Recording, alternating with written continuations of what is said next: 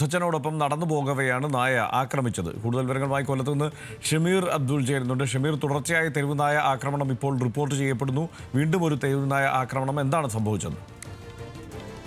ഹർഷൻ, അല്പസമയം മുമ്പാണ് ഈ സംഭവം നെടുമ്പനയിൽ നടക്കുന്നത്. മുത്തച്ഛനൊപ്പം നടന്നു പോവുകയായിരുന്ന ഈ 3 വയസ്സുകാരിയെ കേന്ദ്രീകരിച്ചായിരുന്നു ഇത്തരത്തിൽ നായ ആക്രമിച്ചത്. ഈ കുട്ടിയെ വളരെ വേഗത്തിൽ ആക്രമിച്ച് നിലത്തിട്ട ശേഷം കുട്ടിയുടെ ശരീരത്താകമാനം ഇത് പരിക്കേൽപ്പിക്കുകയായിരുന്നു. തടയാനെത്തിയ മുത്തച്ഛനെ കഴിഞ്ഞില്ല. പിന്നീട് നാട്ടുകാരെത്തിയാണ് ഇത്തരത്തിൽ ഈ നായയെ അവിടെ നിന്നും ഓടിച്ചു വിട്ടത്. ഈ കുട്ടിയെ ഇപ്പോൾ ജില്ലാ ആശുപത്രിയിൽ എത്തിച്ചിട്ടുണ്ട്.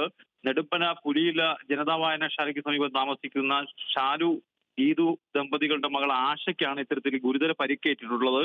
ഈ കുട്ടി ഇപ്പോൾ ചികിത്സയിലാണുള്ളത്. എന്തായാലും ഈ പ്രദേശത്ത് നിരവധി തവണ തെരുവുനായ ആക്രമണം ഉണ്ടായതായിട്ട് നാട്ടുകാർ പറയുന്നുണ്ട്.